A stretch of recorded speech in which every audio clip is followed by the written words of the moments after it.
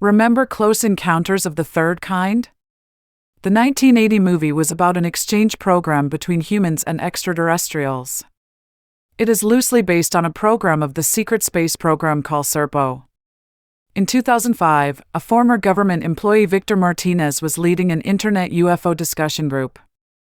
The group was private and made up of about 150 people who were really insiders, ex-military, ex-intelligence members. They had first-hand knowledge and experience with unidentified flying objects. Mr. Martinez was sent a series of emails from someone who would only identify themselves as anonymous.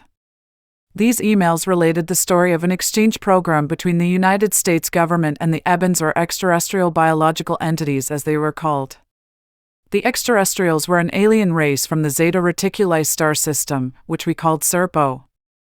It started after the crashes in New Mexico 1947, when an injured alien was picked up after the crash and taken to Los Alamos. Mr. Martinez developed an entire website to these emails. It is still in existence at www.serpo.org. The communications led to an exchange program in 1965, where 12 United States military personnel, men and women, traveled to Serpo. They were going to stay for 10 years to learn about Serpo and the EBENs, but because of the difficulty with time, it ended up being more like 13 years. Out of the 12, 2 died and 2 stayed on Serpo. Anonymous said he was a retired government employee who had participated in the program. Any doubts about Anonymous were erased as he related he was the editor of the Red Book. The Red Book is a book that is known to highly placed government officials. It is a very thick book with detailed summaries and accounts compiled by the United States government of UFOs from 1947 to present day. It is updated every 5 years. Anonymous was not acting alone but with a group from DIA, Defense Intelligence Agency. There were 6 of them, 3 current employees and 3 former employees at the time working in coalition. They were releasing information they had authorization to release.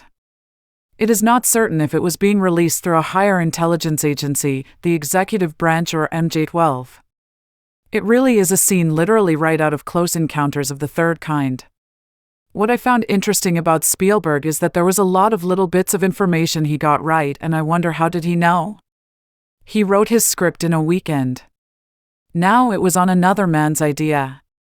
Spielberg made it completely original though with his script. He literally allowed for little rewrites, unheard of in the movie business. Here are the things Anonymous said Spielberg got right. 1. He knew the visit was prearranged. 2. He knew it happened in summer. 3. That the astronauts leaving arrived on a Greyhound bus. 4. The EBENs spoke in musical tones, that is why they had the 5-tone greeting system. 5. He knew they communicated with Earthlings in sign languages, revealed 25 years later by Anonymous.